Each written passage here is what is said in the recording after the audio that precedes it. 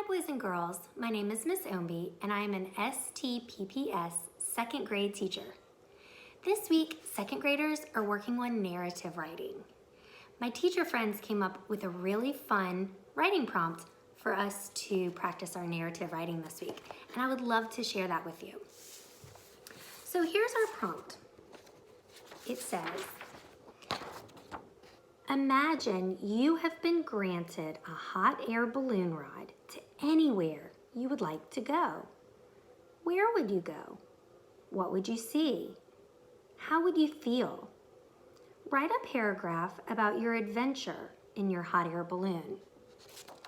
Now remember, before we write a paragraph, we always have to plan out our writing. We need to think about that prompt. We need to think about what would we see? What would we feel? Why would we choose the location that we would choose? So this is what my planning page looks like. But if you don't have this planning page, you can still plan out your writing by making your own planning page. I made my own planning page too. So right here, I just drew a big circle and I asked the question, where? Where would I choose to go?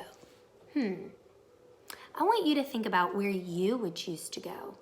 You might choose to go to the zoo or maybe the park.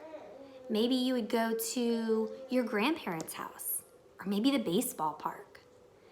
I would choose to go to the mountains in Tennessee. So then I drew an arrow over here to help me think about what would I see on my hot air balloon trip? How would I feel? And why would I choose the place that I chose? So I said that on my trip in the hot air balloon to the mountains in Tennessee, I would see beautiful sunsets, rushing water, tall forests. You don't have to write complete sentences on this planning page. This is just to get you thinking about your writing. How would I feel? I wrote that I would feel excited and maybe a little nervous. And then why? Why would you choose the location or the place that you chose? The reason that I chose the mountains in Tennessee is I feel like that would be a nice, relaxing vacation. So after you plan out your writing and you really think about where you would go on that hot air balloon ride, you think about what you would see on that trip, how you would feel, why you would go there, then you can get started to write your paragraph. Now we've learned about paragraphs this year. We've learned that anytime you write a paragraph, you always have to start with a topic sentence. What is a topic sentence? A topic sentence is the main idea of your writing. You want to make sure that you think about what the prompt was, and you might even want to make a turnaround sentence in order to write your topic sentence. For my topic sentence, I said, if I was granted a hot air balloon ride to any place I wanted to go, I would choose to go to the mountains in Tennessee. After you write your topic sentence, now we get to the juicy details of your paragraph. When we write the details of our paragraph, we need to remember those transition words.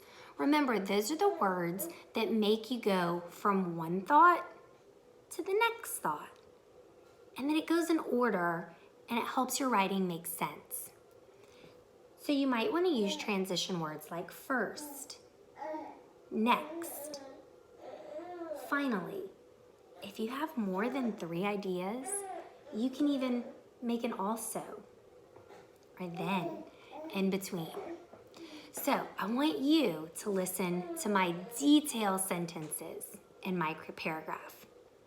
I said first, I would explore the tall forests on a nature walk.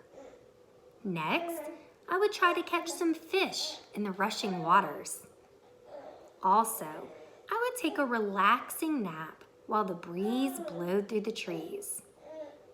Finally, I would climb back into my hot air balloon and watch the beautiful colors in the sky as the sun set. Did you notice that in my detail sentences, I made sure to use adjectives? Remember adjectives, those are those words that describe nouns. They might tell you what color, how many, what kind. You want those words that let your reader really be able to make a picture in their head of what you're trying to say. After we have our detail sentences in our paragraph, now we're ready for our closing sentence. The closing sentence is a nice little ending to your paragraph. It lets your reader know that you're finished with your paragraph. Now, one idea or one example of a closing sentence is starting with the words, as you can see. Now, you don't have to have a closing sentence with as you can see, but that's one idea that you can use. In my writing, I said, as you can see, I would be excited about a hot air balloon ride to the mountains in Tennessee. So what I did in my paragraph is I really used my planning page or my thinking page to remember some of those good ideas that I had about my hot air balloon ride. Once you're finished with your paragraph, you have your topic sentence, all of your detail sentences, and your closing sentence. You always need to make sure that you go back and you proofread your writing by checking to make sure that every sentence starts with a capital letter, that every sentence makes sense, and that you have punctuation at the end of every sentence. It might be a period, an exclamation mark, or even a question mark. So always go back and reread your writing to make sure that it makes sense, that it is easy to read, that your handwriting is nice and neat, and that it fits along with your writing prompt. If you need to go back and rewrite it, you always can do that. And then once you're finished and you're ready for someone to read your writing, I want you to email it to your teacher too, so that they get a chance to read your writing. I hope that you enjoyed our narrative writing lesson today, and I hope to see you soon. Bye, guys.